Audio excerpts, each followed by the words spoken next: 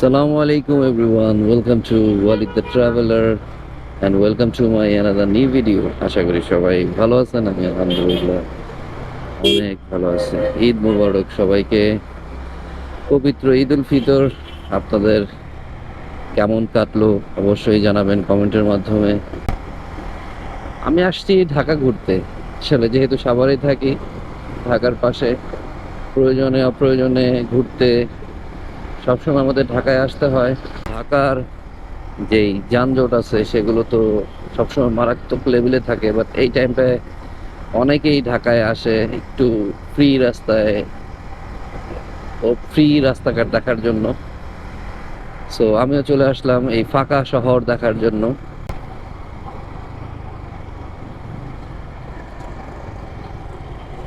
এখন আমরা আছি হচ্ছে সংসদ ভবনের সামনে। গাড়ি ঘোড়ার শহরই হচ্ছে ঢাকা, এখানে থাকবেই, তবে মানুষের চাপটা কমে যায়। সেই কারণে দেখা যায় গাড়ির চাপটাও কমে যায়। মানুষ না থাকলে এই যে লোকাল গাড়িগুলো যেগুলো আছে সেগুলো কমে যায়। অফিস আদালত ঈদের টাইমে থাকে না, তাই পার্সোনাল ভেহিকেলগুলো কমে যায়। এই আর কিছুই না। চিন্তা মানুষকে কতভাবে ক্ষতি করতে পারে এটার একটা উদাহরণ দেই। আমার ক্যামেরাটা অফ ছিল। একটা লোক পাঞ্জাবি পরা, বয়স কত হবে, মোটামুটি 40 বছর, তিনি রাস্তা পার হচ্ছে। আমি এই ধরেন সিএনজিটা যতটুকু ডিস্টেন্স তার থেকে একটু বেশি হবে, তো আমি তাকে হর্ন দেওয়ার সাথে সাথে সে দাঁড়ায় গেছে। তো আমি ব্রেক করে তার পিছন দিয়ে যাচ্ছিলাম। সে সামনের দিকে আগাতে যেয়ে আবার পিছনের দিকে আসতে চাইছিল, আবার সামনের দিকে চলে গেছে। মানে এই সিচুয়েশনটা আমাকে কাভার করতে যায় খুব কষ্ট হয়ে গেছে। তো তারপর আমি থেমে তাকে বললাম যে ভাই, হোয়াট ইজ দিস। সে বলতেছে আমার, ভাই আমি বুঝতে পারছি এটা শিক্ষিত লোক, আমি বুঝতে পারছি এটা আমার সমস্যা। আমি আমি একটু অন্য খেয়ালে ছিলাম, যেহেতু ফাঁকা রাস্তা আমি ভাবছিলাম হয়তো বা কোনো কিছু থাকবে না, আর এটার প্রতি আমার খেয়ালই ছিল না।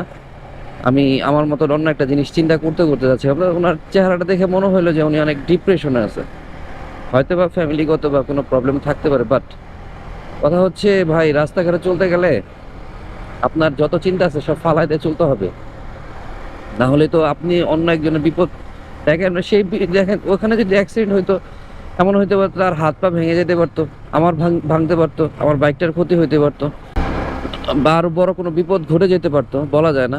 এই যে জিনিসগুলো, এগুলো রাস্তাঘাটে চললে সব কিছু ঝেড়ে ফেলে চলতে হবে, না হলে দেখা যায় বিপদ, বড় সড় একটা বিপদ হয়ে যেতে পারে। সো আপনারা জীবন চলতে গেলে ঝামেলা থাকবেই, সেই ঝামেলা সব ফেলে দিয়ে চলাফেরা করেন, কারণ দিন শেষে আমাদের একটা সুন্দর পরিবার আছে, সেই পরিবারকে নিয়ে আমাদের বাঁচতে হয়। ঢাকা থেকে এখন বের হয়ে যাব। আসলে ঢাকা কখনোই ফাঁকা হয় না, ঢাকার ব্যস্ততা কমে। অল্প কিছু দিনের জন্য ঢাকার ব্যস্ততা কমেছে, কিছুদিন পরে আর দু একটা দিন পরে ঢাকার ব্যস্ততা বেড়ে যাবে। এই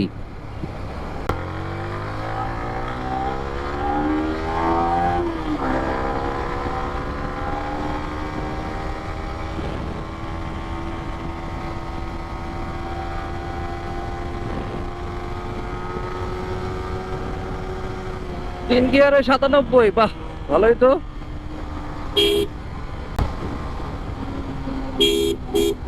রাস্তায় গাড়ি টানতে ভাই ভয় লাগে, এই যে এইসব অটোগুলোর জন্য, ওরা যে কখন ঢুকাই দিবে বলা যায় না।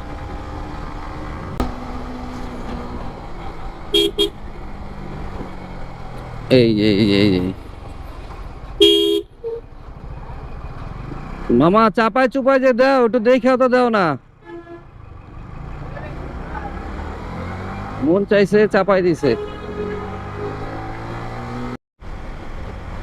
আপনাদের কিছু আপডেট দিয়ে দিই, সেগুলো হচ্ছে সামনে একটা নতুন হেলমেট কিনতে যাচ্ছি।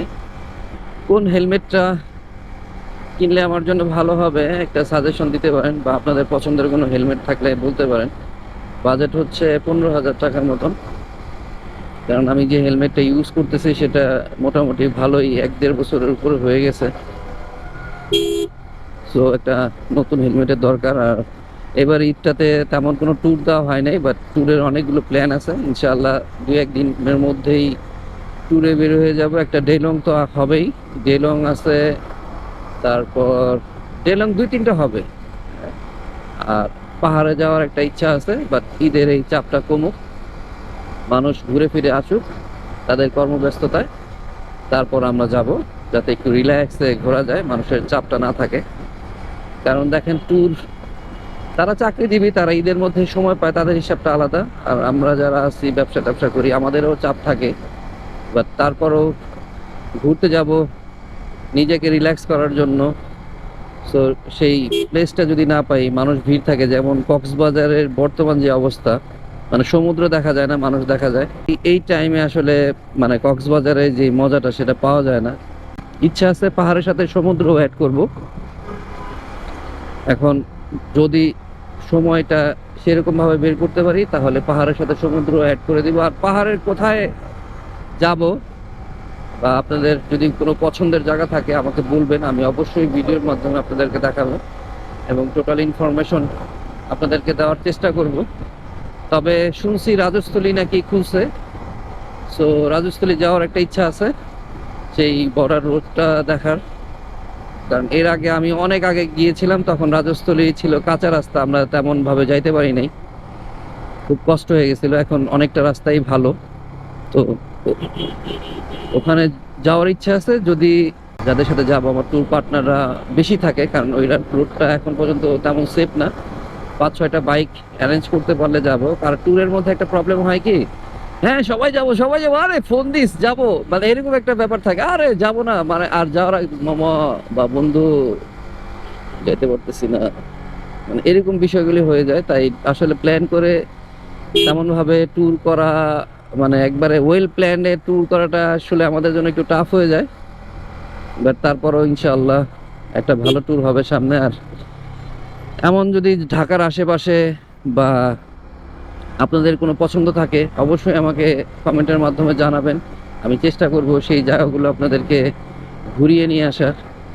সো আজকের ভিডিওটা এখানে শেষ করে দিচ্ছি। ছোটোখাটো কিছু আপডেট ছিল, সেগুলি দেওয়ারই ছিল, আর একটু ঘোরাঘুরি আপনাদেরকে নিয়ে। সো ভালো লাগলে লাইক, কমেন্ট, শেয়ার, সাবস্ক্রাইব করে আমার পাশে থাকবেন, কারণ আপনাদের ভালোবাসাই এগিয়ে যাবে আমার এই ছোটো চ্যানেলটি। ভালো থাকবেন, সালাম আলাইকুম।